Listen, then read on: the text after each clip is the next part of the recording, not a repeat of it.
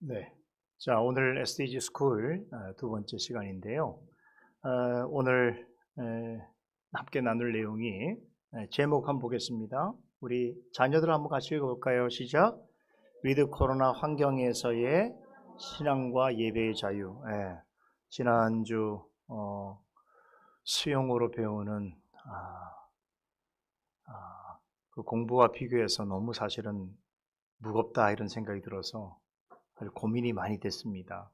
이걸 어떻게 하면 재밌게 할 수 있을까 생각, 아무리 생각해도 그렇긴 어렵고, 제가 뭘 쓰고 나와야 되냐, 뭐 코론을 쓰고 나올 수도 없고, 그래서 그냥 하던 대로 해야 되겠다. 오히려 그런 게 고민이 되면 안 되는데, 앞에 워낙 우리 자녀들의 눈길을 끄는 그런 호강이를 해주셔서, 그러나 오늘 우리가 하는 내용은 조금 무거울 수 있지만 그러나 마땅히 생각해야 될 거고 지금 생각하지 않으면 안 되는 주제이기 때문에 우리 교회 자녀들뿐만 아니라 우리 교회 성도님 모두가 생각해 보아야 될, 나아가서 한국 교회가 이제는 정리하고 생각해 보아야 될 그런 주제입니다. 그래서 오늘 이 시간 여러 제가 장면들을 보여드릴 텐데 우리 자녀들 위해서 사실은 그림을 조금 뒀던 거고요. 내용이 조금 있을 수 있으니까 제가 빨리 진행해 가도록 하겠습니다. 자, 이제 우리가 이 코로나, 이제 인류 역사 속에서의 코로나 역사가 어떻게 기록될지는 이제 우리가 시간이 지나면 한 번 더 반추해 볼 일이겠습니다만, 전 세계적으로 많은 바이러스의 그런 역사 속에서 그런 습격들이 있었죠. 그런데 가장 짧은 시간 동안에 이토록 뭐 전 세계적으로 모두가 좀 팬데믹이죠. 전 세계적인 범유행을 팬데믹이라고 그러는데, 그러니까 정말 이 그림 그대로 뭐 세계를 감싸지 않았습니까? 지금도 뭐 그래서 어쩌면 진짜 우리가 글로벌 시대에 살고 있구나, 모두가 다 연결돼 있구나라고 하는 것을 정말 뼈저리게 느끼게 할 만큼 이제 그러한 전염병이었죠. 그런 재난이기도 했습니다. 2019년이죠. 지금부터 이제 2년 반 되는데, 2년 조금 더 넘었죠. 그, 어, 잘 아시는 것처럼, 이제 중국 우한이라는 곳에서 이제 발발을 했는데요. 11월 달에 첫 발발을 했다는 소식이 있었고, 그리고 나서 우리나라에 아마 2020년 1월 달에 처음으로 이제 환자가, 첫 번째 환자 생겼죠. 근데 그런 시간들을 보내면서 이제 3월 달인가 아마 2020년 2월 달이군요. 2월 달에 우리나라적으로 아주 엄청난 충격적인 일이 있었죠. 신천지 집단 감염 사태. 그래서 우리가 한 번도 겪어보지 못했던 이 전염병의 정말 습격 같은 일이 지금 일어나서 아마 뭐 한 6개월 사이에 전 세계 모든 나라에 퍼졌던 것 같고요. 그래서 어떤 이는 이 책 제목인데 코로나19 세계 대전이라고 하는 말을 이게 사용할 정도로 모든 세계가 참여하는 전쟁 같은 시간을 우리가 보냈던 것이죠. 근데 이제 아시다시피 이제 위드 코로나 시대가 됐습니다. 2020년 11월이죠. 작년 11월. 작년 2021년 11월. 당연이죠. 작년 11월 달에 정부에서 이제 코로나가 포스트 코로나는 없다. 더 이상 우리가 코로나 이후는 없고 코로나 함께 살아야 한다. 그래서 위드 코로나를 정부에서 발표했습니다. 지금 우리가 그런 시대에 살고 있어요. 그러나 이제 서서히 이제 우리가 이 습격에 이제 도전해 가면서 또 여러 가지 성과들도 나타나고 있습니다. 이게 엊그저께인가요? 제가 보도를 접했는데 미국의 월스트리트 저널이라는 곳에서 들어보신 분은 아시겠지만 우리 대한민국이 코로나 지금 역사에 있어서 최초로 엔데믹 국가로 전환할 가능성이 매우 높아 보인다. 지금 미국이나 유럽에서 이미 우리보다 한참 앞서갔죠. 그런데 거기서는 다시 막 재발도 하고 변이도 생기고 막 그런 일이 있는데 우리나라는 그래도 여러 가지 어려운 여건 속에서 잘 그렇게 해서 이제 서서히 대한민국에서는 이제 좀 아시아권 나라들이 잘한다고 하더라고요. 월스트리트 보니까. 근데 그 중에서 대한민국을 특별히 우리나라를 지목하면서 첫 번째 엔데믹 국가로서 전환할 가능성이 매우 높다. 이렇게 하는 소식을 제가 엊그저께 들었는데 오늘인가요? 아침에 오늘인가 어저께인가 제가 그 보도를 보니까 이제 우리가 마스크를 벗을 수도 있다라고 하는 보도가 이제 나오기 시작하더라고요. 서서히. 그러니까 물론 이제 실내는 아니고 실외에서 이제 마스크를 벗을 날이 멀지 않았다라는 생각 드니까 막 마음이 어떻습니까? 막 뛰지 않나요? 막 저는 막 가슴이 뛰는 거예요. 왜 뛰냐면 왜 뛸까요, 제가?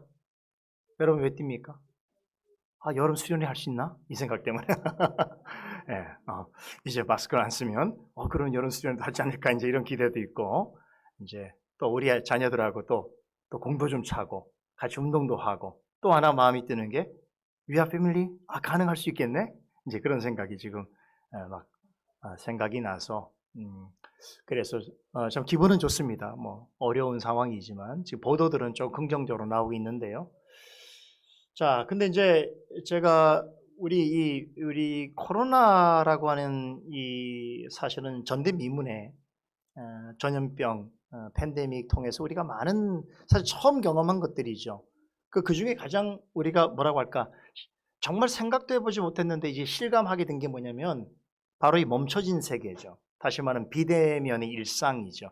이 그림 보시면은 여기 이제 그 포르투갈의 리스본이라고 하는 곳의 수도죠. 거기에 그 전철 다니는 곳인데 요게 이제 그냥 보통 때래요. 보통 때. 우리 한국도 이렇죠. 어떤 역에 가면 아침에 출퇴근 시간, 아침 저녁에 출퇴근 시간 이런데 이때 이렇게 아무도 없는 정말 개미 새끼 한 마리 볼 수 없을 정도로 이제 이게 우리에게 매우 익숙한 그림이 돼 버렸죠.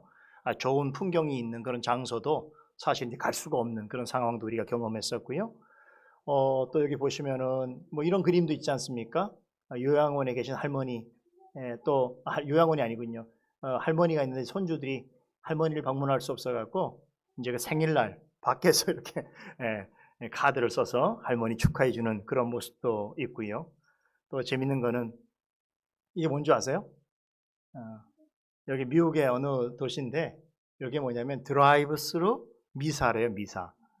그래서 미국에 있는 어떤 그 천주교에서 신부님이 이렇게 방역 마스크를 쓰고 이렇게 하고 이제 지나가는 분에게 이제 이렇게 뭐예요? 성례 이제 그걸 나눠주고 하는 그런 이것도 참 역사 속에 보기 힘든 처음 보는 장면들이죠, 그죠?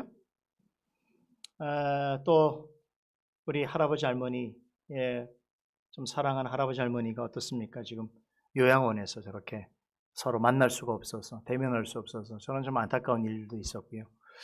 뭐 여하튼간에 이렇게 비대면적 사회로의 어떤 전환이 어떻게 보면 이 코로나를 통해서 가장 우리가 이전에 경험하지 못했지만 이제는 일상이 되었던 것을 경험하는 이제 그런 일이라고 볼 수 있는데 그 중에서 사실 우리 교회 종교 단체에서도 이제 이 비대면의 상황은 정말 일상이 됐었지요. 여러분 잘 아시는 것처럼 이렇게 우리가 뭐 이런 일을 생각해 본 적 있습니까? 없잖아요. 어떻게 예배를 우리가 드리지 않고 온라인으로서 예배를 드린다는 것은 저는 사실 코로나 전에는 한 번도 생각해 보지 못했어요. 정말로 한 번도 상상도 해보지 못한 일을 우리는 사실 경험한 거거든요. 이렇게 온라인. 사실 교회라는 게 뭡니까? 모이기 힘쓰는 곳이고 또 모여야 교회가 되는 건데 자연스럽게 이게 다 흩어져서 온라인을 통해서 예배를 드리고 마음껏 교제할 수 없는 상황이 됐다라고 하는 것도 사실 교회에게 끼치는 이 코로나적 상황이 얼마나 큰 영향을 끼쳤는가라고 하는 것을 우리가 또 생각해 볼 수 있는 것이죠. 더 나아가서 이제 어떤 일들이 있었습니까? 사실 이 비대면적 구조에 있어서의 종교 생활에 사실 여러 가지 제약들이 있을 수밖에 없었지 않습니까? 그러다 보니까 이제 교회마다 이게 주일 예배를 비롯해서 정기적인 모임이라든가 집회라든가 또 성도들과의 교제라든가 또 종교 활동 이런 것들에 엄청난 제약을 받게 됐는데 근데 이제 어떻습니까? 뭐 이 교회도 그렇습니다만 코로나적 상황에서 이제 모이다가 교회 안에 혹 코로나 환자가 확진자가 드러나게 되면 이제 막 온 사방 사실 이제 언론에 나오게 되고 교회를 비난하고 이 교회는 이제 이렇게 프랭카드를 걸어서 죄송합니다 예배드리다가 확진자 생겼습니다 용서해 주세요 뭐 이렇게까지 하게 되고 야 이거 참 그리고 또 이런 것도 이제 뭐 쓰는 거죠. 저희 교회는 뭐 언제부터 정부 시책에 따라서 비대면 예배를 드리니까 여러분 안심하십시오. 사람들이 교회 앞을 지나가지도 않아요. 이렇게 붙여놓으면 멀리 돌아서 가기도 하고. 옛날 중세시대 때 교회가 사실은 이 전염병의 온상이었거든요. 왜냐하면 그때는 방역이라는 게 없기 때문에 사람들이 병이 걸리면 교회를 찾아오거든요. 하나님께 구해달라고. 그러니까 교회가 자연스럽게 방역을 못하는 이제 온상이 되니까 나중에는 교회 안에 시체들이 막 넘쳐나는 거예요. 그래서 사실 유럽 교회 가면, 여러분 유럽 교회 뒤쪽에 가면은 교회당의 뒤쪽에 뭐가 있어요? 묘지 있잖아요. 그게 이 시대에 많이 만들어졌다고 그래요. 예, 왜냐하면 교회에서 워낙 죽는 사람이 많으니까 어디 묻을 수가 없는 거예요. 교회 근처에다가 이렇게 묻을 수밖에 없어요. 공동묘지화 되기도 했었는데요. 참 그러한 사실 시대는 다르지만 그와 유사한 경험을 우리는 하게 됐던 거죠. 또 뭐 이런 거요. 이제 전면 폐쇄라는, 예배당 전면 폐쇄라는 게 아주 자연스러운 그런 용어로서 저희가 또 익숙해졌고요. 자, 이럴 때 이제 오늘 얘기하는 핵심이 이겁니다. 제가 왜 이런 코로나 상황을 다시 되짚어 보게 되냐면, 물론 지금은 좀 나아졌습니다만 지금 이 시점에 이걸 생각해야 될 이유가 여기 있는데, 자, 이렇게 교회가 우리 사회나 교회가 다 비대면적 어떤 상황 속에서 여러 가지 활동의 제약을 받게 됐다는 거 다 우리 알잖아요. 이해할 수 있고요. 그렇잖아요. 이건 다 우리가 용납하는 일이죠. 그런데 문제는 뭐냐면, 문제는 이런 일에 있어서 이제 국가 권력이 사실은 개입을 넘어서 어떤 면에서는 종교가 가지고 있는 종교의 자유까지도 사실은 약간 제약을 두고 침해하는 그런 선이 이제 있었어요. 근데 이 선이 어떻게 명확하지는 않지만 되게 불편하게 우리에게 와 있던 지점들이 꽤 많습니다. 예를 들면 이웃 교회가 이제 코로나 때문에 문제가 됐는데 그 지역에 있는 전 교회들을 다 문을 닫게 한다든가 예배를 못 드리도록 하는데, 자율적인 교회 판단에 의한 것이 아니라 정부가 그렇게 하라고 시행을 한다는 거죠. 행정명령을 내린다는 거죠. 거기서 그치지 않고 만약에 이런 것을 만약에 그럼에도 불구하고 모이게 될 경우, 또 그런 교회에서 코로나가 확진자가 나올 경우 어떻게 하는 거예요? 과태료 물리고, 심지어는 공권력을 투입해서 교회 예배당에 문을 닫게 하고 뭐 이런 일들이 생기게 됐다는 것이죠. 이것은 이제 유례가 없어요. 한국교회 역사 속에서도 유례를 찾기 없는 거예요. 다시 말하면 국가 권력, 정부가 이 교회에 대하여 이렇게까지 과도한 방식으로 개입하게 된 것이 유례를 찾기 어렵습니다. 예를 들면 이런 경우가 있긴 있어요. 뭐냐면 이제 여기 뭐예요? 뭐 어디 시대 같습니까? 네? 일제예요, 일제. 뭐 하는 모습 같아요? 신사참배할 때, 그죠? 이럴 때 이제 일제가 손쉽게 통치하기 위해서 문화 통치라고 그랬죠. 종교나 교회를 이용을 했는데, 그러니까 천황 숭배를 하기 위해서 어떻게 합니까? 예배를 못 드리게 하거나 또 예배 시간에 절대로 어떤 정보와 관련된 이야기를 못하도록 한다든가, 설교자의 설교를 미리 뭐라고 검토한다든가, 또 예배 시간에 여기 순사들이 와서 뭐 지키게 한다든가, 그런 방식이었단 말이죠. 그러니까 예배에 우리가 종교의 자유에 대해서 엄청난 침해를 받았던 시대가 이때죠. 물론 그때는 우리 국가는 아니지만 우리 식민지였지만 어떻습니까? 일제가 우리나라를 국가 권력, 아주 강력한 국가 권력을 가지고 통제하려고 했던 시대가 있었던 거죠. 또 요 시대의 그림은 뭔지 아세요, 이게? 요게 김일성, 그때 김일성이죠. 김일성이 이제 북한 통치를 할 때, 소련의 영향 후원 아래 북한 지역을 통치할 때의 모습인데요. 그때도 이제 북한 지역 같은 경우는 사실 예전에 복음이 먼저 들어갔잖아요. 평양 신학교도 그렇고 거기 먼저 사실 교회들이 많았잖아요. 그죠? 그러다가 여러분 잘 아시는 것처럼 이제 공산주의 정부가 들어오게 되고, 그러면서 어떻게 됩니까? 남북이 나뉘어지게 되면서 결국은 이제 그 교회가 사실은 거의 말살되게 되어지는데, 이제 그때 뭐 아시는 것처럼 공산주의는 뭐 종교를 아편으로 여기기 때문에 엄청난 박해를 했던 거죠. 그래서 그 역사는 우리에게 있어요. 또 한 가지 역사를 말하자면 뭐 이 6.25 전쟁이죠. 참 이 전쟁이 일어나면 안 되는 거예요. 전쟁은 너무나 사실은 비극적인 일인데, 이 전쟁 시기에 어쩔 수 없는 상황이죠. 예배 드릴 수 없는 상황이 포격인데 어떻게 예배를 드리겠어요, 그죠? 그래서 이런 역사에는 사실 있지만, 이렇게 정부가 그렇다고 모든 교회에 이렇게 어떤 시행령을 내고 행정명령을 내려서 예배에 참여하지 못하도록 한다, 그리고 거기에 대해서 어떤 자유를 침해하는 일들을 한다라고 하는 것은 거의 한국 역사에 있어서는, 근대 역사도 마찬가지지만 유례를 찾아보기 어려운 일이다라는 것이지요. 그래서 이제 제가 여러분과 함께 이제 중요한 질문을 몇 가지 던지려고 하는데, 그게 뭐냐? 국가정부가 이렇게 방역이나 혹은 집단 감염이라고 하는 이제 감염병 혹은 전염병이라고 하는 그런 이유로 국가가 종교의 자유를 침해하는 일에 대해서 우리는 어떻게 평가해야 되느냐? 왜 이게 중요하냐면, 우리는 코로나 이전에는 생각해보지 못한 일이었어요. 코로나 때 처음 경험한 거잖아요. 그런데 이제 앞으로 코로나와 또 다른 방식의 이게 전례가 됐으니까 될 수 있는 거죠.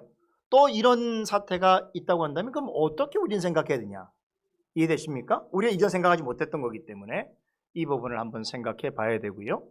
또 두 번째는 자 그러면 국가 권력이 종교의 자유에 대해서 간섭할 수 있다고 한다면 얼만큼 그것에 대해서 그 제한선을 둬야 할 것인가라고 하는 부분도 이제 우리 교회가 생각하고 고민할 지점에 있습니다. 세 번째는 그렇다면 아까 말씀드린 것처럼 앞으로 국가 권력이 종교의 자유를 침해할 때에 이와 같은 사태가 또 벌어질 수 있잖아요. 이런 문제들이 발생하게 될 때에 그러면 우리 교회와 그리스도인들은 어떻게 대처해야 될 것인가, 대응해야 될 것인가. 그렇죠? 이런 부분들을 한번 고민해야 될 때입니다.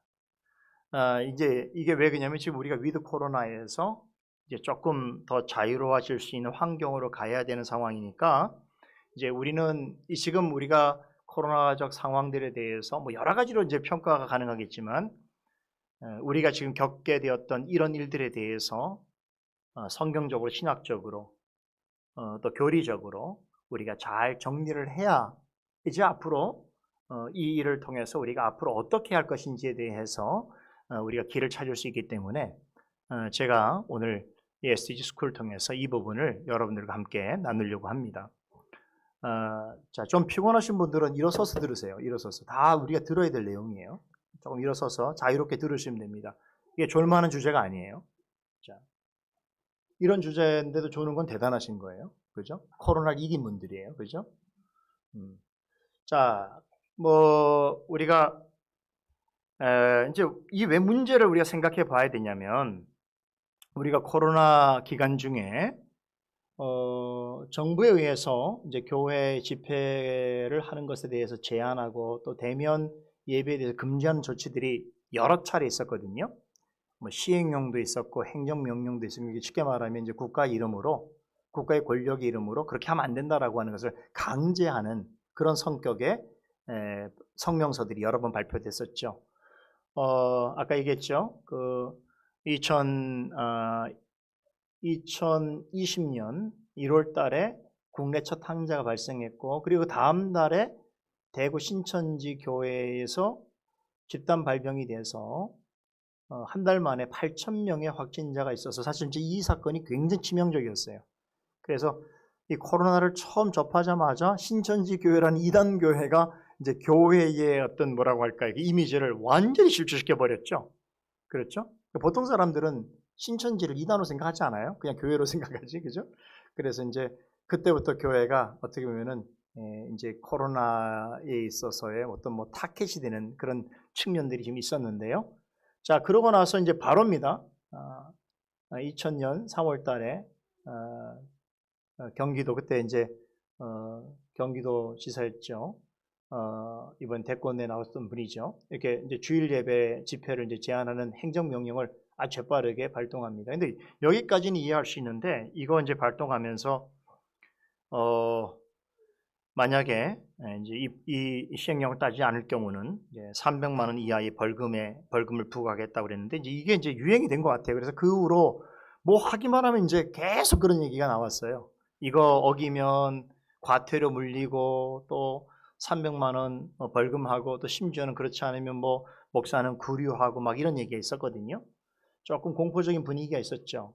그리고 뭐 총리도 마찬가지였고 또 7월달 같은 경우는 여름이 다가오니까 아무래도 사람들이 많이 야외 활동을 함으로 인해서 이제 감염될 확률이 없다 보니까 7월달에 이런 발표에 있었어요. 정부에서 교회 정규 예배와 또 각종 모임, 행사 이런 거 해서는 안 되고 또 식사는 절대 제공해서 안 되고 그때부터 출입부 명부 작성하라고 그랬죠. 우리도 초창기 좀 하지 않았습니까? 그리고 예배 때 심지어는 찬송과 기도까지 하지 말라고 하는 공문도 있었어요. 이게 다 정부에서 낸 거란 말이에요. 정부에서. 참 그때는 우리가 사실 정신이 없었어요. 우리도 경험이 없었고 그러니까 이렇게 막 몰아치듯이 하는 일에 있어서 아까 얘기했던 것처럼 신천지 교회로부터 마치 교회가 어떤 주본이 되는 같은 느낌이 우리 가운데 있었던지라 뭐 교회가 뭐 찍소리 못하고 뭐 얘기하면 다 지금 듣고 있어야 되고 그렇잖아요. 좀 우리 그런 적도 있었잖아요. 그죠? 딱 심각할 때는 동네에서 교회 가는 것도 약간 뭐 눈치가 보이고 그죠? 뭐 이런 경우 있었단 말이에요. 더 웃긴 건 무엇인지 아세요? 이후에 제가 자료를 찾아보니까 지자체별로 이 방역 수치 어기는 교회의 파파라치가 있었더라고요. 그 신고 포상 제도가 있었어요. 그래서 몇몇 도시에는 실제로 이제 교회가 가서 이제 파파라치들이 가서 이제 사진 찍는 거죠. 예배 시간이면 찬송 부르는 거 찍고 뭐 여러 사람 모이는 거 찍고 뭐 이래 갖고 그렇게 이제 했던 경우도 좀 있습니다. 또 8월 달에는 전국 초중고 가정통신문을 발송하면서 내용을 제가 좀 살펴봤는데 여기 보니까 이제 교회를 종교집단 중에 교회를 특징합니다. 그러면서 이제 교회가 마치 이제 감염의 주요 어떤 원인이 되는 것처럼 마치 가해자가 되는 것처럼 학교에서 이런 공문들이 좀 있었더라고요. 보니까 그러니까 상당히 이건 사실은 좀 심각한 일이에요. 사실 따지고 보면 왜냐하면 이따가 말씀드리겠습니다만 지금 결과로 보니까 사실 교회 안에서의 그 감염률이 전체에 있어서 1.5%밖에 안 된대요. 전체에 있어서 1.5%도 안 되는 이 감염률을 그 얘기는 상대적으로 대부분의 교회가 잘했다는 거잖아요. 그렇잖아요. 그런데도 이 경우를 가지고 교회만 이렇게 특징해서 또 마치 이제 우리 자녀들한테도 교회를 가서는 안 되는 것처럼 교회가 무슨 이런 코로나의 확산의 어떤 주범이나 가해자인 것처럼만 인식을 심어주는 이런 방식의 어떤 공고들은 지금 생각하면 굉장히 끔찍할 정도의 굉장히 심각한 문제라고 저는 생각합니다. 그러다 보니까 2020년 9월 달에 이제 전 세계 266개 인권단체들이 한국 정부에다가 뭐 이렇게 공문도 보냈더라고요. 그래서 한국 정부가 이 코로나 방역을 이유로 교회를 희생양 삼고 있는 것 같다. 그리고 코로나19의 확산의 원인을 전적으로 그 책임을 교회에만 돌리고 있다라고 하는 이제 그런 비판 성명도 있었고요. 그러다 보니까 이제 정부에서 조금 좀 말도 안 되는 그런 뭐라고 할까 정책을 넣었던 것이 뭐냐면 그해 9월 달에 그래서 이렇게 뒀어요. 모든 교회당은 상관없이 크기와 상관없이 20명 미만만 예배를 드리되 300명 이상의 예배실을 보호한 경우는 이제 봐준 게 50명까지예요. 그리고 그 이하는 전부 20명 이하로 이제 예배를 드렸는데 그런 게 이제 도대체 무슨 과학적 근거냐 그런 생각 못했던 거죠 그때는 그죠? 약간 생각은 했습니다만 도대체 그 넓은 공간에서 어떤 교회는 뭐 예를 10,000명 교회도 있고 몇천 명 모이는 교회가 있는데 그 교회에서 딱 50명만 예배를 드리라고 하는 게 도대체 무슨 과학적 근거냐 뭐 이런 것들도 우리가 있었죠 그죠? 그러나 그걸 다 들었어요 우리가. 근데 문제는 뭐냐면 과연 이렇게 이제 우리가 처음 겪는 감염병이고 또 국가 재난적 상황이라는 건 인식하더라도 국가 권력이 이렇게 종교 활동에 대해서 아주 적극적인 자세로 간섭하고 제한하는 것이 과연 정당한 것이냐? 그걸 하다면 어느 정도 선까지 그건 가능해야 될 것이냐에 대해서 우리는 이제 묻고야 되는 수밖에 없는 거예요. 고민을 해야 되는 거죠. 오늘 이제 이런 이야기를 하는 거예요. 근데 이제 이거를 여러분 무조건 얘기할 수 없으니까 이제 좀 우리가 근거를 가져야 되는데 오늘 여러분에게 먼저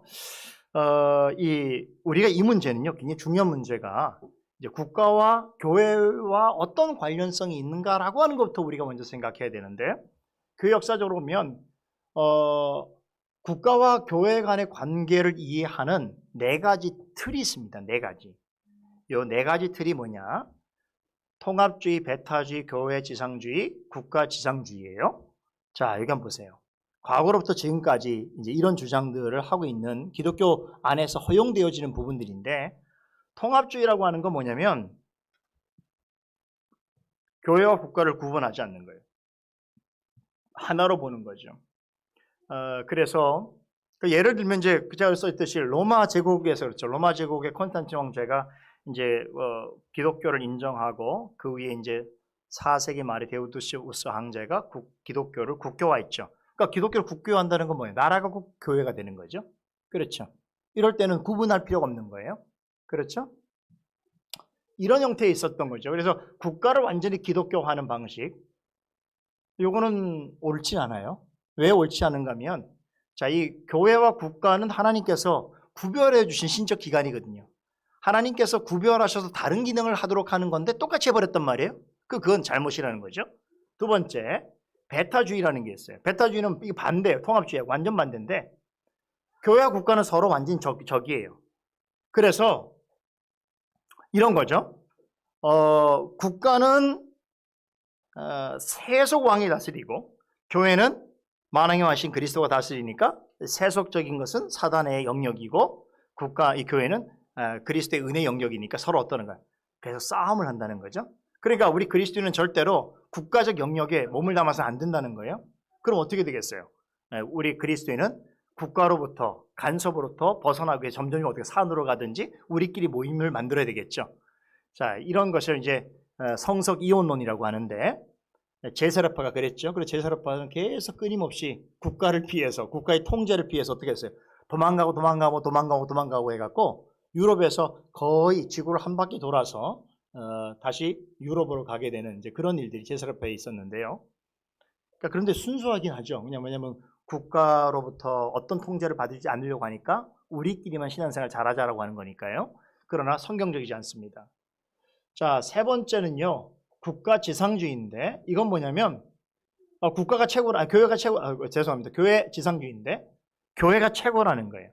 그러니까 그게 무슨 얘기입니까? 이게 국가고 이게 교회면 교회가 국가 위에 있는 거죠. 그렇죠? 그러니까 교회가 국가를 다스려야 된다는 거죠. 이런 구조가 어디 있었어요? 언제 있었어요? 중세시대 때 있었단 말이죠. 그러니까 여기는 황제가 있어요. 여기 교황이 있어요. 그러니까 누가 더 권력이 세냐고들 싸웠단 말이에요. 그런데 어느 시기에는 이 교황이 하나님으로부터 교회도 다스리는 권세도 받았지만 지상을 다스리는 권세도 받았다. 그래서 황제마저도 교황한테 무릎 꿇고 사실 기도를 받아야 되는 그런 상황이 되기도 했었죠. 자, 이걸 교회 지상주의라고 하는 거죠. 올바르지 않죠? 반대입니다. 교회 지상주의 반대가 국가 지상주의인데 국가 지상주의라고 하는 건 뭐예요? 반대죠. 교회가 국가의 일부예요. 그러니까 대표적인 것이 이제 영국 성공회 생각해 보면 돼요. 영국 성공회는 교회의 머리가 누구예요? 왕이죠? 왕. 그 수장령이라는 거예요. 교회의 머리가 왕인 거죠. 왕이 교회를 다스리는 거예요. 그러니까 국가지상주의에서는 국가가 교회를 다 간섭하는 거예요. 영국 성공회 같은 경우는 그 영국 성공회의 성직자들은 다 국가 공무원이에요. 그러니까 사실 편하긴 해요. 저도 가끔 공무원이었으면 좋겠다 생각도 해요. 죄송합니다. 코로나 아니에요. 사례가 좀 걸렸어요. 그 얘기 뭡니까? 이제 국가가 교회를 컨트롤하는 방식이죠. 그러니까 예배 같은 것도 마찬가지. 예배 지침이나 이런 것들도 다 왕이 인준을 해줘야 돼요. 왕이 인준해야만 또 왕이 그 회의를 허락해야만 할 수 있는 그런 구조거든요. 그리고 또 왕이 그 무슨 캔터버리 대주교라고 그러잖아요. 영국의 가장 큰 그 교구를 담당하고는 그런 것은 왕이 또 인준해 주는 거죠. 이런 방식인데 이런 것들도 우리가 원하는 거 아니에요. 그래서 이제 종교개혁자들이 지금 말했던 네 가지는 교회 역사 속에서 흔하게 볼 수 있는 것이었지만 거기는 한계가 있고 또 올바른 성경적인 그런 근거를 갖지 못하기 때문에 종교개혁자들이 뭘 했습니까? 고민을 한 거예요. 어떤 논의를 하게 됐냐면 그렇다면 국가와 교회를 어떤 관계로 우리가 설정해야 될 것인가. 그래서 세 가지 원리를 제시합니다. 이 원리는 루터, 지빙글리, 칼빈 그 외에 종교개혁자들이 거의 동일하게 물론 조금 더 세부적으로 들어가면 차이가 있어요. 루터 교회하고 칼빈주의는 국가와 종교를 이해하는 게 다릅니다. 근데 이 부분은 뭐 여러분들에게 제가 좀 소개할 시간도 없고 또 그런 주제가 아니니까 뭉뚱거려서 모든 종교개혁자들이 동의하고 있는 국가와 교회에 관한 세 가지 원리를 제시하면요. 자, 첫 번째는 국가와 교회는 하나님이 내신 기관이다. 그러니까 이거 신적 기관이라고 하는데 하나님이 뜻에 내셨기 때문에 그런데 그렇게 두 기관이 하나님께서 다스리는 기관이기 때문에 우리는 그걸 존중해야 되는데 다만 교회나 국가나 다 그 역할이 다르다는 거예요. 그렇죠? 충분히 이해하죠, 그죠? 여기 구별성이 있다는 거예요. 두 번째, 국가는 하나님이 내신 선한 기관이기 때문에 그 국가를 이끌어가는 위정자들, 통치자들도 하나님이 세우셨다. 그러므로 하나님의 어떤 면은 하나님의 뜻을 받들어 섬기는 뭐예요? 대리자이기 때문에 그리스도인들은 그 국가 통치자들에게 순복해야 하는 것이 마땅하다라고 하는 거죠. 세 번째, 국가는 무엇이 국가냐 했을 때 여기 가장 중요하게 여긴 게 종교개혁제 이거예요. 국가는 참된 종교를 보호한다. 이거 굉장히 중요합니다. 여기 첫 번째. 국가가 해야 될 일이 뭐냐? 우리나라 같은 뭐 국가가 해야 될 일을 여러 가지 뭐 국민의 건강과 뭐 생명과 안전과 뭐 이런 거 지키는 게 국가가 해야 될 가장 우선순위지만 종교개혁 시대에는요. 국가하면 국가는 참된 종교를 보호해야 되는 거예요. 그리고 하나님의 의를 실현하고 그 백성의 복지를 도모하고 증진시켜야 한다라고 하는 면에 있어서 이건 교회가 할 일이 아니죠. 국가가 해야 될 일이죠. 그래서 국가가 이 일을 하도록 하나님께서 국가에게 뭘 주셨어요? 권력을 주셨죠. 칼의 권력도 주셨죠. 법도 주셨죠. 그렇죠? 질서를 유지할 수 있도록 해주셨단 말이에요. 이 입장이 모든 종교개혁자들이 동일하게 생각하는 국가와 교회의 관계입니다. 자, 캘빈 목사님이 이 부분에 있어서 기독교 강요에서 이런 표현을 합니다.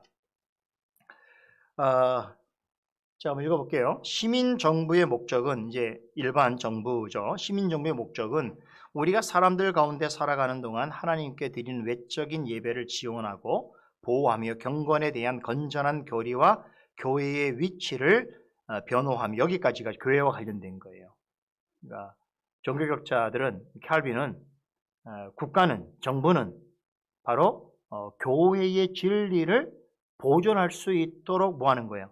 도와주는 그런 자리에 있다 이렇게 얘기하고 그 다음에 이제 일반 모든 시민들과 관련된 건데 우리의 삶을 사람들의 사이에 적응시키며 우리의 시민적 관습을 시민의 의에 따라 형성하며 우리들 서로 간에 화목하게 하며 공공의 화평과 평안을 육성하는 데 있다. 이게 제가 그 캘빈의 그 기독교 강요를 읽으면서 요즘 느끼는 게 뭐냐면 캘빈에는 기독교 강요가 신학서적이라고 그동안 생각해 왔거든요. 신학서적도 경건서적을 생각했는데 이 국가론에 가서 보니까 와, 이게 엄청난 거예요.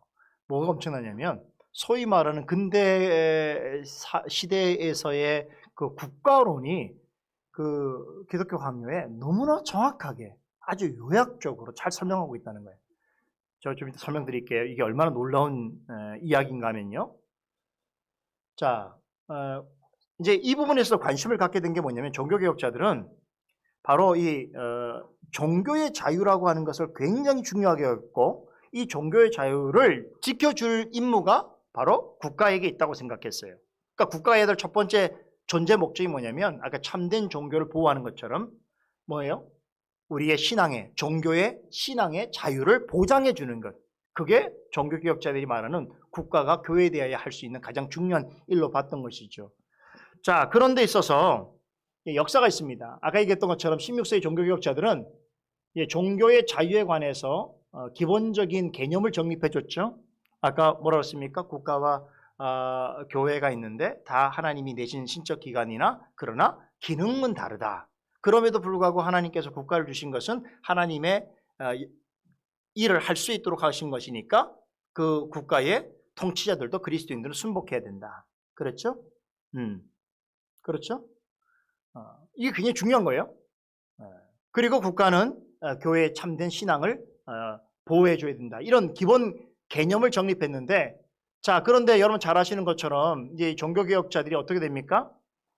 이제 핍박을 피해서 이제 여러 곳으로 가게 되고, 이제 그러면서 유럽 사회가 형성이 되고, 17세기 때는요, 종교개혁자들이 주장했던 종교의 자유에 관한 이 기본 개념을 법으로 만듭니다. 법. 그래서 영국을 비롯해서 독일, 프랑스 그 외의 국가들이 소위 말하는 예전에 이제 구라파 선진국들이 예전에 그죠? 그런 나라에서 먼저 종교개혁자들이 이미 이룬 그 설명한 국가와 교회와의 기본 개념을 국가의 법으로서 만들어서 이제 그것을 정착시켜요. 그래서 놀라운 건 뭐냐면 서구 사회에서의 그 국가의 기능 중에 굉장히 중요한 게 뭐냐면 종교의 자유를 지키는 거였어요. 그 정신을 가장 잘 드러낸 역사가 어디에 있냐면 바로 미국이에요. 미국은 잘 아시는 것처럼 청교도들 후예들이 세운 나라잖아요. 신대륙이잖아요. 새로운 곳에 후예들이 가서 이 나라를 세웠는데 그들이 가서 뭐 했냐면 이 종교의 자유라고 하는 이 개념을 기반으로 해서 미국에서 헌법을 만드는데 그 헌법이 바로 정교 분리법이 입각합니다. 그러니까 정교 분리가 중요한데 보세요. 아까 이거 한 얘기가 되겠군요. 제가 아까 이 종교의 자유가 굉장히 중요하다고 했는데 이 종교의 자유를 교회 역사 속에서 가장 선명하게 이야기한 시대가 바로 종교개혁 시대예요. 그런데 여기서 말하고 있는 종교의 자유라고 하는 개념이 이제 아까 말씀드린 것처럼 유럽 사회에서는 법제화가 되고 미국에서는 헌법으로 정착이 되고 나중에 이제 우리 한국 법에도 영향을 끼치는데 그러면 종교 신앙의 자유라고 하는 건 뭘 말하는가 하면 세 가지로 정리할 수 있어요. 어떤 종교든지 자기가 신앙 믿을 수 있는 자유가 있는 거예요. 두 번째는 뭐냐면 그 종교에 속하여서 예배를 드릴 수 있고 세 번째는 모일 수 있어요. 집회를 할 수 있고 결사라고 하는 건 뭐냐면 단체를 결성할 수 있어요.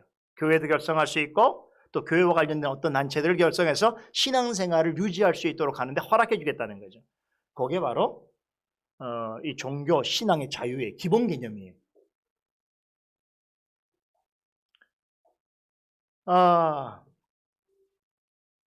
그래서 아까 말씀드린 것처럼 종교개혁의 전통과 석유 사회 역사는 국가 권력이 종교의 자유를 제한하거나 금지하는 것을 반대하는 입장에 있고요. 이게 분명합니다. 여기에서는 예외가 없습니다. 종교의 자유를 굉장히 신성시할 정도로 국민의 권리뿐만 아니라 하나님께서 주신 인권으로 생각할 정도죠. 자, 근데 그렇다고 그러면 종교의 자유를 다 허락해야 되는가? 무조건 허락해야 되느냐? 했을 때는 그렇지 않겠죠. 뭐 사이비도 있고 또 사회 질서를 무너뜨리는 그런 집단들도 종교 이름 행할 수 있으니까요. 그렇죠? 그래서 단서가 붙습니다. 단 제한적인 범위에서 국가 개입이 인정되는 부분도 있어요. 이제 그 부분 중에 사회 질서를 무력화하는 시도도 있지만 여기 있네요. 그 제한되는 경우가 뭐냐면 국민의 생명과 안전과 위협, 뭐 여기에 전쟁도 있을 수 있고 또 지금처럼 전염병도 있을 수 있고 그렇죠?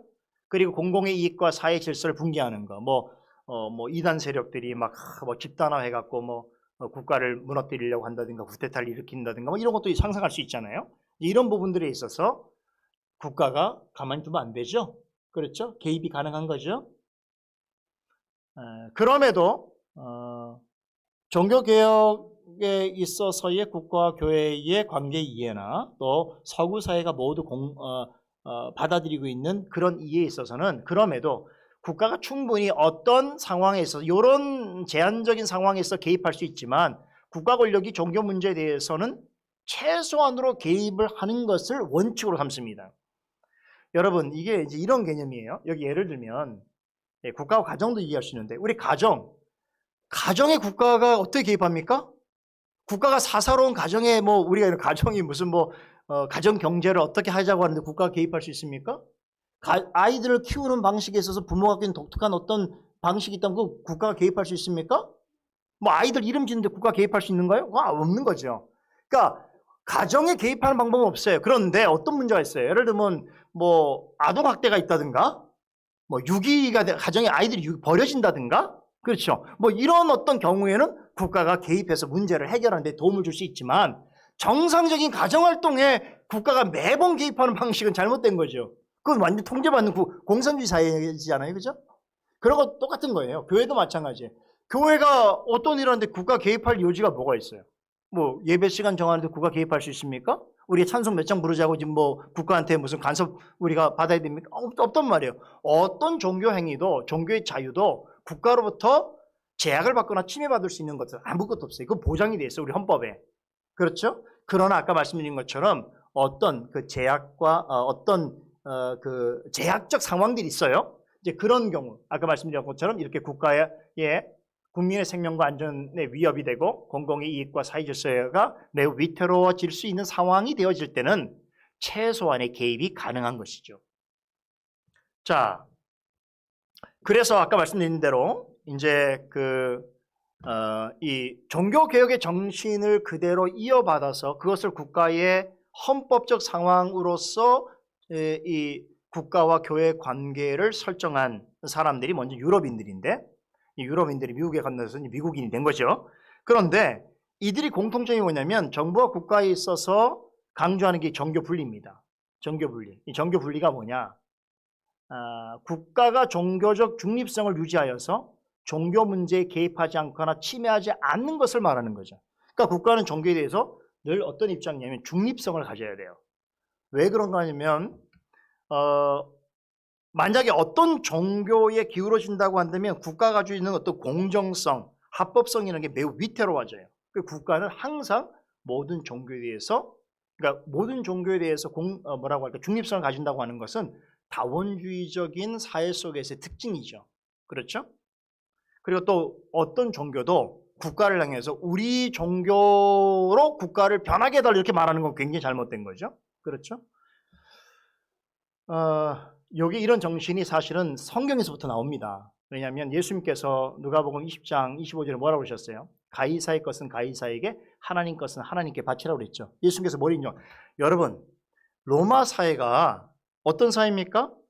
굉장히 강력한 힘으로서 이렇게 어떤 경우에는 무력적으로 간섭하고 개입하는 사회이기도 하잖아요. 또 식민 국가를 통치하는 사회였잖아요. 우리가 로마 생각하면 로마 군인들 생각나지 않습니까? 그렇죠? 예, 무력으로 통치하던 사회이기도 했단 말이에요. 그런데 예수님의 그 생애를 돌아보게 될 때에 로마 제국을 어떻게 이해하십니까? 그 로마 제국이 완전한 나라는 아니잖아요. 그렇죠? 좋은 나라도 아닐 수 있잖아요. 그럼에도 불구하고 예수님은 정책 발언을 하지 않으셔요. 그리고 로마 제국이 하는 것에 대해서 그것이 우리 입장하고 다르다고 말씀하지 않으셔요.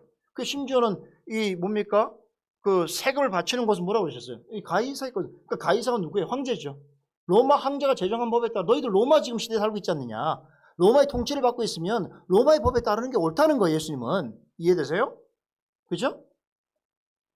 그러나 하나님의 것은 하나님께 드려라. 그러니까 이걸 구분해야 돼. 이게 바로 정교 분리 원칙이에요. 다시 말하면 국가는 국가, 교회는 교회인 거죠. 자, 이런 역사가, 정교 분리 역사가 이제 종교의 자유에 관해서 시대사적으로 이렇게 정리가 되어 있을 수 있는데, 아까 말씀드렸던 16세기 종교개혁 때는 아까 제가 국가와 교회가 어떻게 됐다고 그랬어요. 그 기본 개념이 정립됐다고 그랬죠. 국가와 교회가 구별성이 있으면서도 국가가 교회에게 할 일이 무엇인지가 정립이 됐어요. 이제 그게 잠깐만요.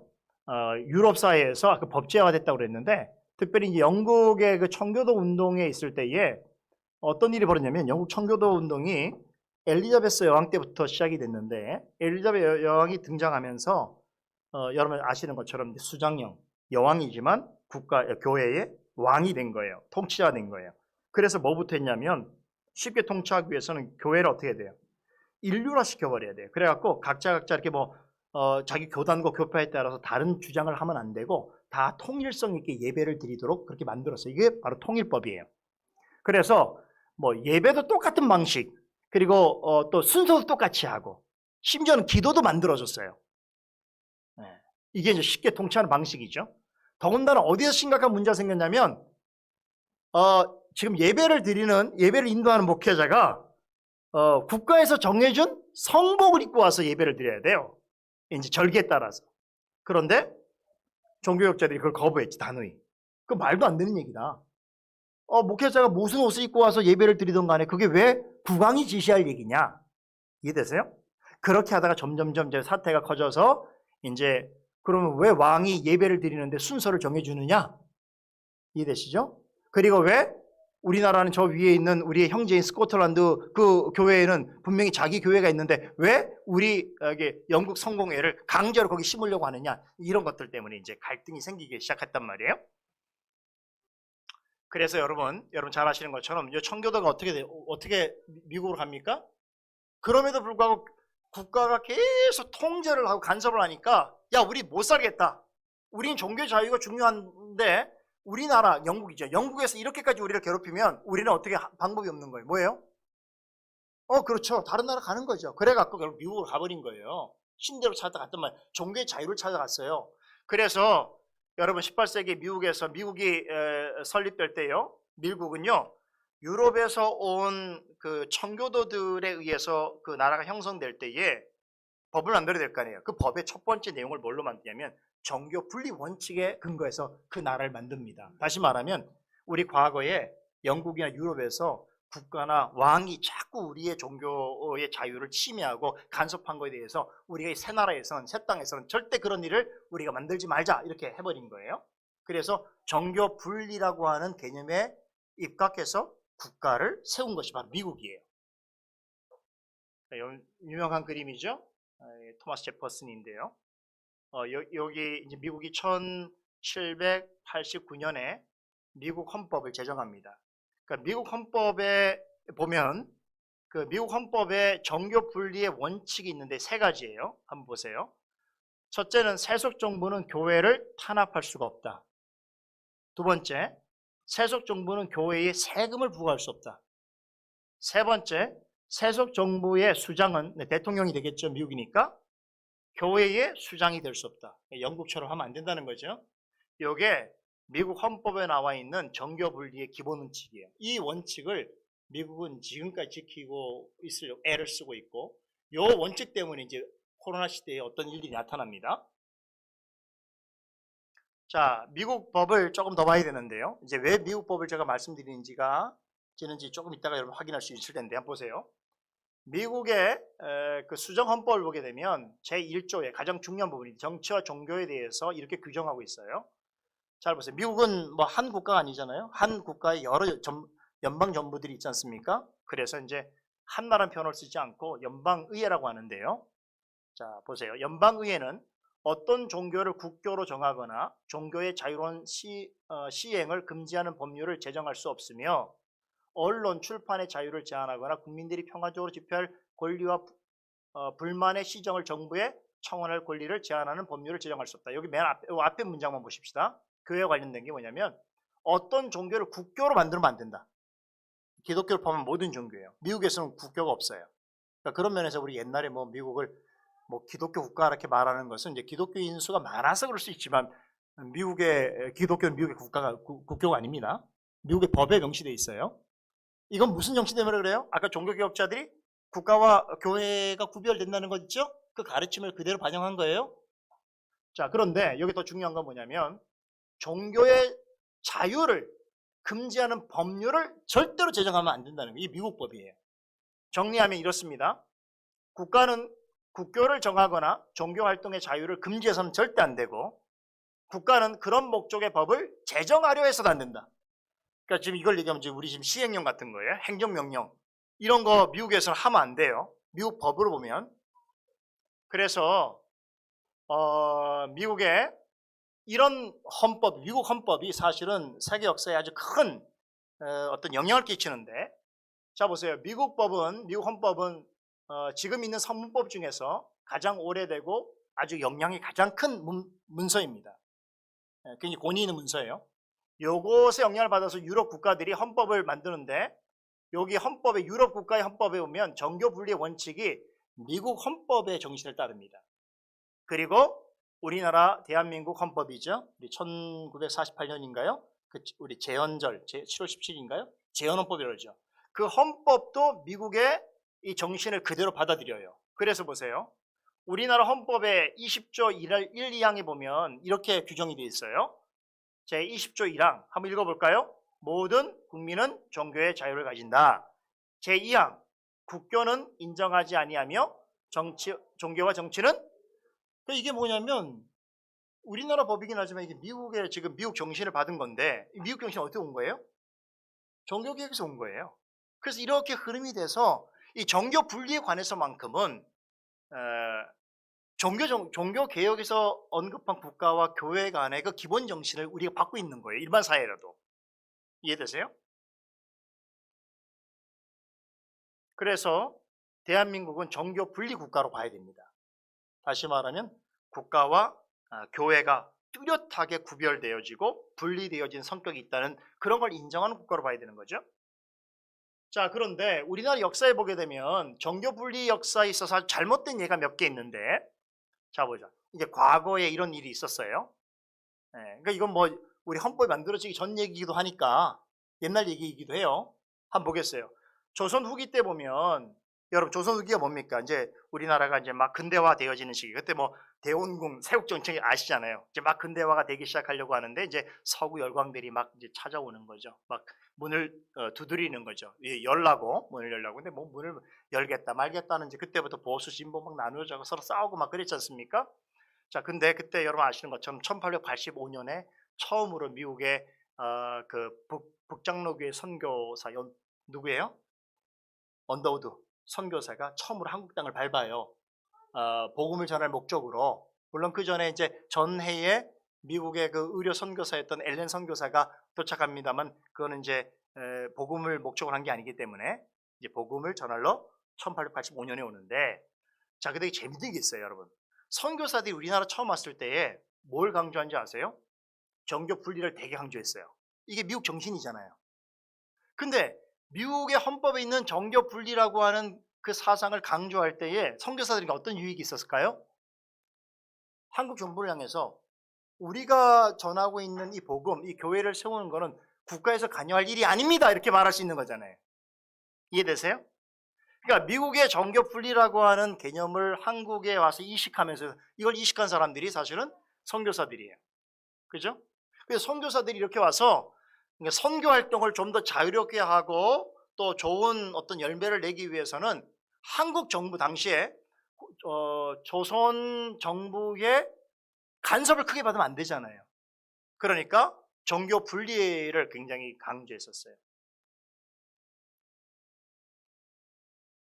그래서 말씀드린 것처럼 정교 분리 사상을 내세워서 선교의 자유를 굉장히 누렸죠. 그리고 당시에는 미국 하면 뭐 세계 최고 나라였기 때문에 이제 우리나라 관료들한테도 앞에 선진 국가인 미국은 이렇게 한다니까 우리한테, 그리고 또 미국에서 파송한 선교사들은 또 약간 치외법범적인 그런 어떤 보호를 좀 받기도 했기 때문에 그만큼 우리가 약소국이었다는 거죠. 열강이었고. 자, 이것이 가능했어요. 그러니까 이건 뭐냐면 왜 이 말씀이냐면 이게 사실은 선교사들한테 매우 유리한 얘긴 한데 오히려 선교사들이 정교 분리 사상을 내세워서 선교의 자유를 누리게 되는 방식이, 여러분 이게 일제 때 악용됩니다. 일제가 우리나라를 점령하고 나니까 일제 똑같이 말하는 거예요. 자, 정교 분리야. 무슨 얘기입니까? 정교 분리 사상을 내어서 너희 선교사들, 너희들 우리가 지금 통치하고 있는데 니들 마음대로 지금 복음 전하고 있지? 이거 하면 안 돼. 이렇게 된 거예요. 상황이 역전돼 버렸어요. 이해되세요? 그러니까 원래 선교사들이 종교 분리 사상을 이야기하게 된 것은 조선 정부가 우리 선교에 간섭하지 말라는 의도였는데 나중에 일제 시대가 되어지니까 선교사들을 내쫓는 이유가 돼버린 것이죠. 그렇죠? 그리고 또 선교사들과 조선인들이 정치에 관여하는 것, 다시 말해 일본 통치에 대해서 뭐라 하는 것을 하지 못하도록 묶어버리고요. 그리고 효과적인 식민 지배를 위해서 일본은 철저하게 정교 분리, 그러니까 아주 나쁜 거죠. 그러니까 정교 분리라고 하는 걸 그렇다고 한다면 일본 정부가 국가 권력으로서 교회에 간섭을 하지 말아야 되는데 오히려 정교 분리법을 분리론을 가지고 일본은 어떻게 하는 거예요? 선교사들이 간섭하는 걸 제한시켜 버리는 거죠. 하지 마라 너희들은 교회 일에 관여해서 안 된다. 그리고 자신들은 나쁘게 또 행동했으니까 이건 뭐 말이 안 되는 거지만 이런 논리를 사용했던 것이죠. 그리고 이제 일제 강점 후기는 뭐냐면 이게 1935년부터 무슨 일이 있냐면 신사참배를 강조합니다. 신사참배. 그래서 신사참배 강조할 때 또 정교 분리를 또 얘기해요. 왜 그렇습니까?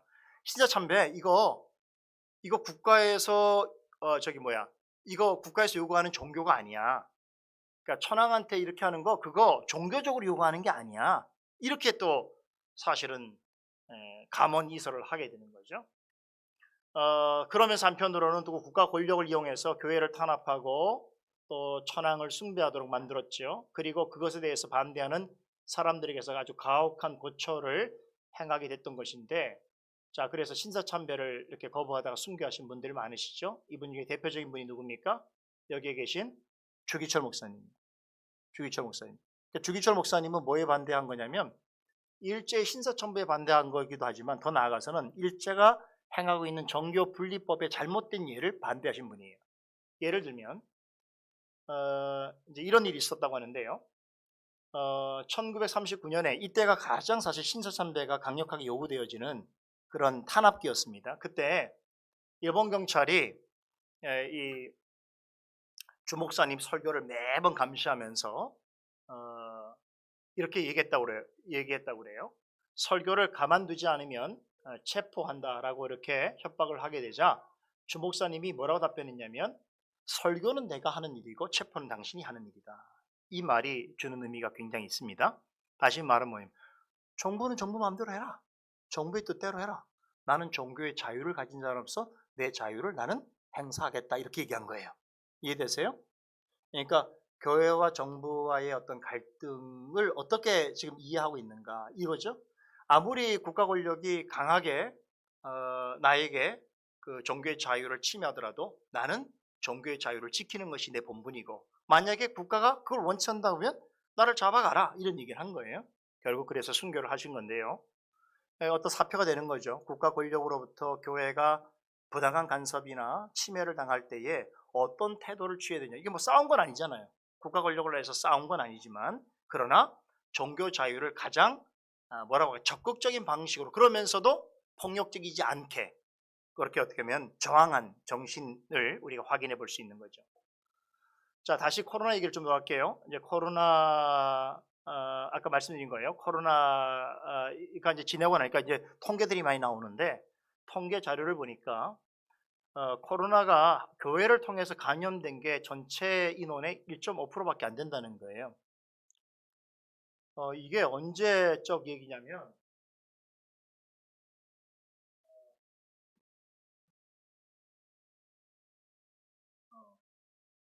2020년 3월 달이군요. 여하튼 간에 교회를 통해서 감염되어지는 그 퍼센테이지가 지극히 낮은데도 불구하고 2%도 안 되죠.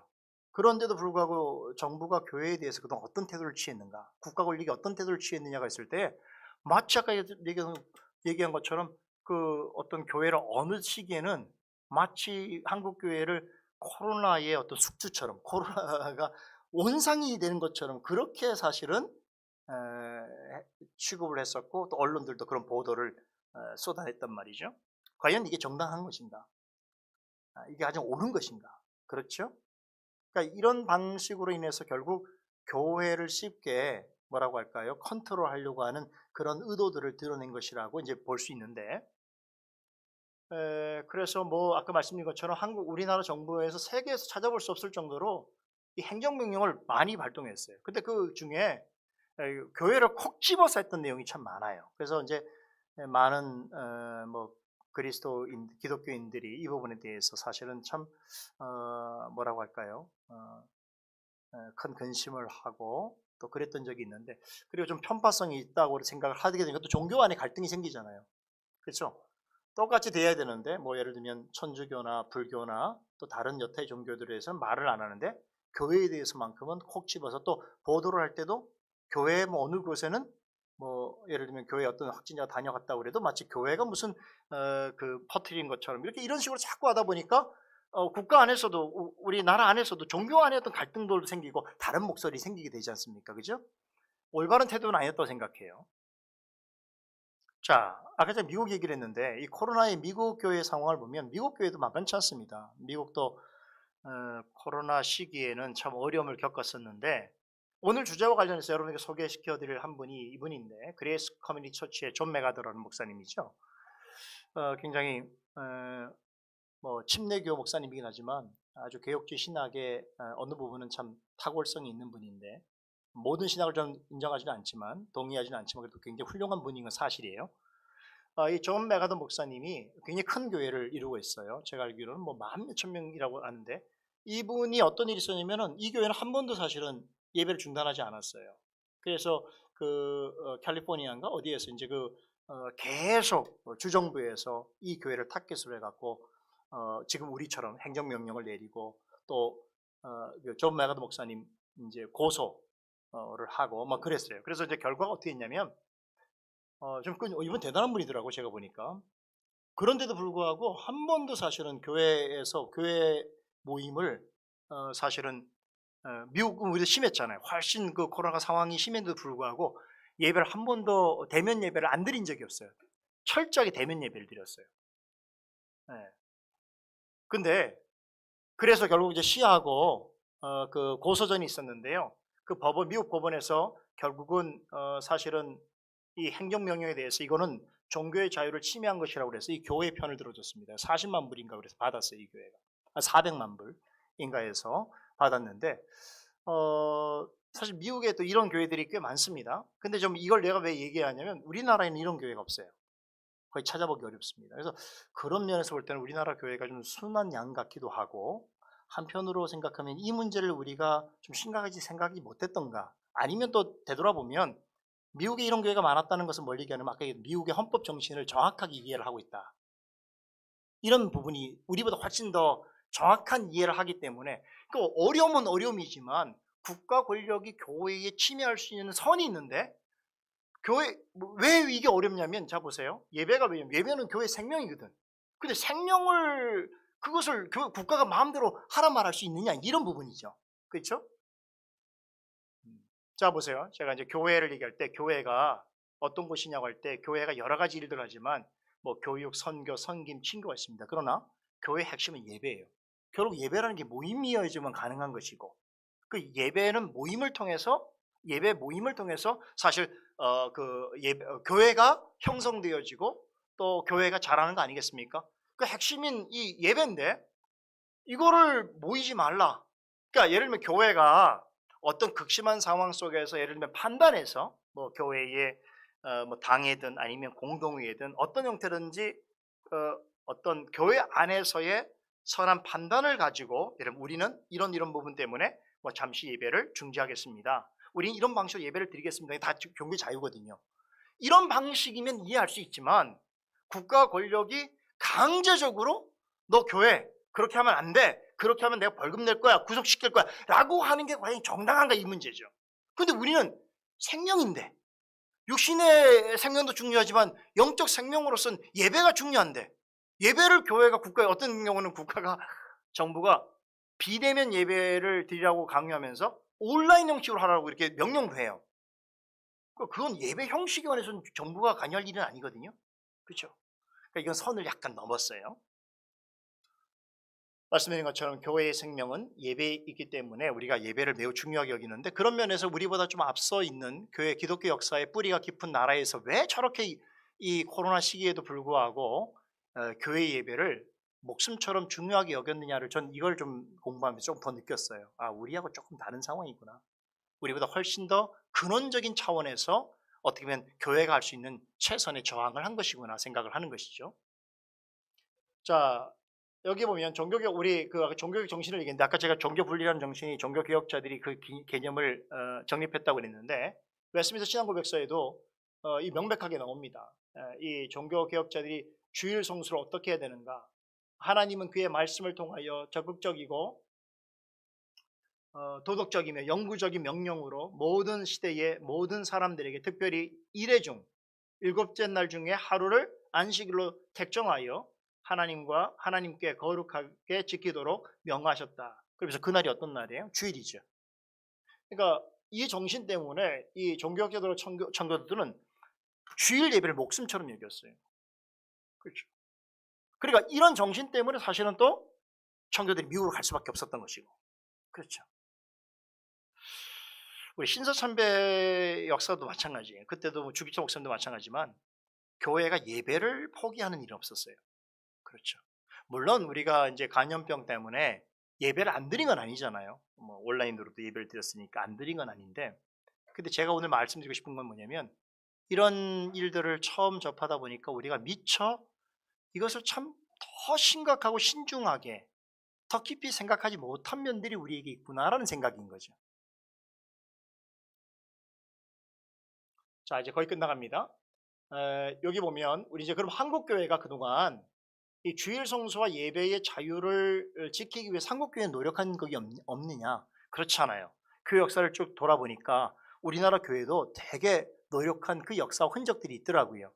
그게 뭐냐면 일제 강점기 시대에 아까 말씀드린 것처럼 일본은 이 선교사들의 정교 분리론을 사실은 잘못 더 자신들 유리하게 해석을 해서 선교사들과 또 당시 조선인들이 일본이 하고 있는 그런 무력 통치에 식민 통치에 반대하지 못하도록 철저하게 막았었죠. 그리고 이런 종교 말살을 교회를 말살하고 또 각종 법을 만들어서 집회와 예배, 이건 사실은 뭐냐면 불의한 사람들의 특징이죠. 왜냐하면 자기들이 약점이 드러날 수도 있고 또 모종의 어떤 모임을 가져서 자신들에게 어떻게 할 수 있기 때문에 항상 이렇게 제한을 두는 거죠. 신사참배했었고요. 또 말기 때는 교회를 강제로 통폐합시킵니다. 왜 통폐합시킨 줄 아세요? 이게 사실은 관리하기 되게 쉽거든요. 그러니까 이런 것도 마찬가지예요. 이제 교회에서 지난번에 우리 그 수기로라든가 이런 거 이었었잖아요. 우리 예배단 참여하는 사람들. 그러니까 이런 것들이 이제 막 정부에 들어간다고 하고 지자체 들어간다고 했을 때 이게 쉬운 일은 아니에요. 왜 그런가 하면 교회의 종교의 자유를 가지고 나온 사람들의 리스트를 다 파악해서 그것을 어떤 다른 용도로 사용할 수 있다라고 하는 것도 우리는 생각을 해볼 수 있는 면들이 있는 거죠. 주의해야 돼요. 내가 그것을 왜 고지해야 되는가, 이런 부분도 있는 거죠. 물론 거긴 책임은 따르는 거예요. 만약에 내가 이제 그런 일에 있어서 또 원인을 제공했다면 책임은 있지만, 이제 그런 일들을 우리가 너무 쉽게, 너무 간단하게 그냥 하라는 대로 해야 되는 것처럼 생각을 해왔다는 건데, 당시에도 그런 일들이 많았어요. 그러나 말씀드린 대로 목숨을 건 그리스도인들의 저항이 있었고 그게 신사참배 정신으로 나타났다, 이런 부분들을 우리가 생각해 볼 수 있고요. 아까 제가 잠시 언급했던 것처럼 김일성 정권이 이제 북한 지역에 장악했을 때에 이제 의도적으로 주일날 총선거를 치렀죠. 그러니까 의도적으로 주일날 총선거 치렀다는 건 뭡니까? 기독교회를 박해하는 방식이죠. 이런 정신은요, 누구 가르치지 않아도 다 알아요. 그래서 아까 말씀드린 영국 청교도 때도요, 주의를 박해하기 위해서 제가 오락의 책이라는 걸 만들었다고 그랬죠. 국가에서 쉽게 재미있게 노는 방법을 책을 만들어서 그걸 교회에서 읽어주도록 했단 말이에요. 좀 재밌는 역사인데, 국가교회니까 사실은 다 목사님 따라야 되는 거예요. 그래서 오늘 예배 끝나고 나서 재미있게 노는 방법들, 이렇게 자꾸 놀다 보니까 어떻게 돼요? 교회 안 가게 되고 자꾸 주일날 무슨 이벤트를 만들고 그런 일들을 하는 거죠. 참 이래서 사실은 이 북한 지역에 사실 우리 기독교의 씨앗이 북한 지역에 뿌려졌죠. 저는 그 역사를 굉장히 중요하게 여깁니다. 그래서 저는 아마 통일이 우리가 되거나 아니면 우리가 북한 지역을 자유롭게 다닐 수 있는 그런 상황이 되어지게 된다면, 하나님께서 이 북한 지역에 그 우리 한국 기독교의 씨앗을 뿌리게 한 역사를 어떤 방식으로 거둬들이실까라고 하는 그런 어떤 뭐라고 할까, 기대감이 저한테도 있는데요. 또 이제 이런 역사도 있어요. 해방 후에 남한 지역의 첫 번째 선거는 미군정 시대였죠. 미국이 이제 우리 북한은 소련이고 남한은 미국이었는데, 그때 이제 미군정에서는 이 총선거일을 주일로 정했죠. 근데 전국의 교회 지도자들과 성도들이 반대했어요. 주일날 선거하면 안 된다. 왜 그렇습니까? 주일날 예배 가야 되는데 선거하면 어떻게 되는 거예요? 일종의 이제 교회 탄압으로 봤던 것이죠. 그래서 결국은 이 선거 2주일 앞두고 이 일정이 바뀌었어요. 원래 5월 9일날 주일날 하던 거를 5월 10일날 월요일로 바꾸는데, 이게 아주 결정적인 한국 사회에 있어서 아주 중요한 획기적 사건이에요. 그래서 이후부터는 국민 전체를 대상으로 하는 건 주일날 하지 않도록 하는 게 아예 정해졌습니다. 이게 왜 정해질 수 있으면 재헌국회에 국회의원이 199명 중에 여기에 50명이 기독교인인데, 이승만 대통령이 장로라는 얘기도 아시죠? 근데 이 재헌국회의 당시에 그 기독교적 영향이 굉장히 강했더라고요, 보니까. 그러니까 이제 그렇게 되면서 주일날 국가적인 일을 하는 것들은 아예 헌법으로 못하도록 그렇게 막아버려 놨어요. 그래서 이제 이런 부분들도 우리가 지금 혜택을 보고 있는 거죠. 다 과거에 이렇게 수고하신 분들이 있는 거예요, 우리를 위해서. 그리고 해방 후에 주일 성수를 위해서 교회가 노력한 것도 많습니다. 그래서 아까 말씀드린 것처럼 이 총회가 있을 때요, 주일날을 공휴일로 지정할 것을 요청. 우리 예전에는 아니었습니다. 1947년도에 주일을 공휴일로 하기로 했는데, 요게 다음해인가 그 다음에 이제 그렇게 정해집니다. 그래서 주일날 공휴일로 됐기 때문에 우리가 예배를 자유롭게 드릴 수 있었던 것이고요. 이런 일들이 이 총회를 통해서 계속 헌의가 되었고, 또 정부 당국과의 교섭을 통해서 이제 우리 한국에 있는 교회가 주일날 이런 집회의 자유를 보장받게 되고 예배의 자유를 침해받지 않도록 하는 법제화가 이루어지게 된 것이죠. 마지막이죠. 6.25 때 뭐 제가 다 설명드리지 않아도 6.25 때 또 여러분들 얼마나 어려운 상황 속에서 많은 분들이 순교도 나왔지만 또 주의를 지키기 위해서 목숨을 걸었는가라고 하는 것들은 우리가 상식적으로 어느 정도 잘 알고 있습니다. 자, 결론입니다. 결론, 오늘 내용의 결론이 뭐냐면 세 가지인데, 첫 번째, 국가 권력이 코로나 방역이라는 이유로 교회에 대해 행정명령을 남발하고 예배당을 폐쇄하는 조치까지 한 것은 아무리 생각해도 옳지 않다는 거예요. 이거는 국가로서의 어떤 권한을 넘은 것이다. 선을 넘은 것이다. 우리는 그것을 명확하게 이해해야 됩니다. 평가해야 되고, 저는 그렇게 평가합니다. 정부가 할 수 있어요. 감염병 예방을 위해 충분히 할 수 있는데, 그러나 교회에 대해서 지금 어떤 구체적인 어떤 뭐 정보가 그런 결과물이 나온 것도 아닌데 교회에서 이런저런 문제가 몇 교회가 있다고 그래서 마치 전체 교회 문제인 것처럼 그런 식으로 이해를 해서 행정명령을 내고 그것을 지키지 않으면 국가가 공권력이 투입시키겠다라고 하는 것은 그건 절대적으로 잘못된 것입니다. 그건 제가 볼 때는 좀 남용된 거라고 생각해요. 그리고 또 편파적인 법 적용, 불합리한 행정명령, 무분별하고 근거 없는 주장. 지금 뭐 우리 코로나를 과학적이라고 얘기하지만 사실 과학적으로 얘기할 수 있는 게 많이 없잖아요.